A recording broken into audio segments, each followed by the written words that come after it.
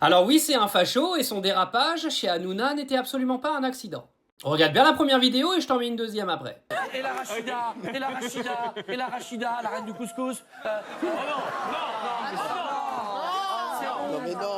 Tu vois, Alors il y en a plein qui ont dit mais non, alors quand on parle de pizza et les Italiens c'est pas raciste, mais quand on parle de couscous avec les Arabes c'est raciste, etc. Ok, mais du coup vu qu'il y a des antécédents, c'est con les archives, regardez. Mais il y a un moment, ça va, quoi. Alors, on n'a plus de gouvernement, on a une dette abyssale, il y a une surpopulation maghrébine qui est en train de nous assassiner. Faut qu'on ferme notre gueule, parce qu'on est tellement gentils, nous, les cathos, que bientôt on va se faire égorger chez nous, faudra encore bien dire merci.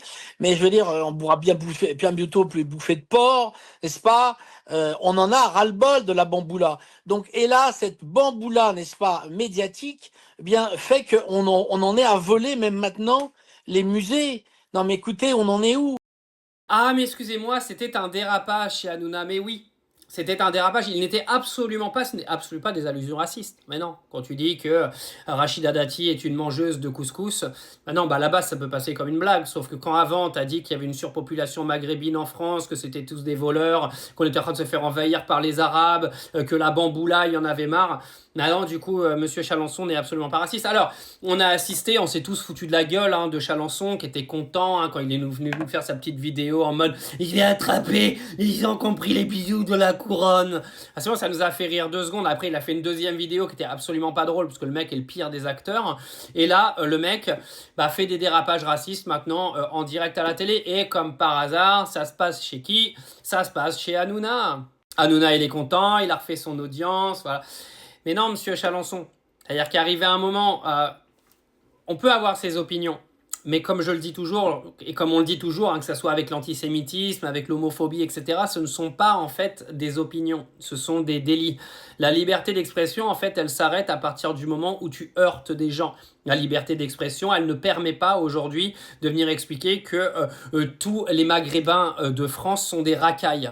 Et vous savez le pire dans cette affaire, c'est que ça va faire comme Mila en fait. Vous avez des gens qui balancent des conneries racistes en permanence sur les réseaux et qui après vont dire « Oh mais je suis menacé tous les jours, je suis menacé de mort, je veux une sécurité rapprochée parce qu'ils sont méchants avec moi les Arabes ». Bah oui, vous passez votre temps à insulter les Arabes, vous avez cru que vous allez être gentil avec vous ? Alors bien sûr, vous mettez pas à son niveau, allez pas le menacer, ça sert à rien, il est juste un petit peu con-con, mais on l'avait remarqué déjà sur ses vidéos du Louvre, mais c'est pas grave, soyez un petit peu indulgents. Mais juste par rapport à ce que je disais sur Twitter, en mode oui, on peut comparer les Italiens à la pizza, on peut comparer un tel pays, la France au bourguignon, mais on peut pas comparer les Arabes au couscous. Oui, tu peux comparer les Arabes au couscous, mais à partir du moment où tu dis pas que la bamboula, en France, il y en a trop, et que les Maghrébins sont en train de pourrir notre pays. Parce que là, c'est du racisme, ce n'est plus une blague.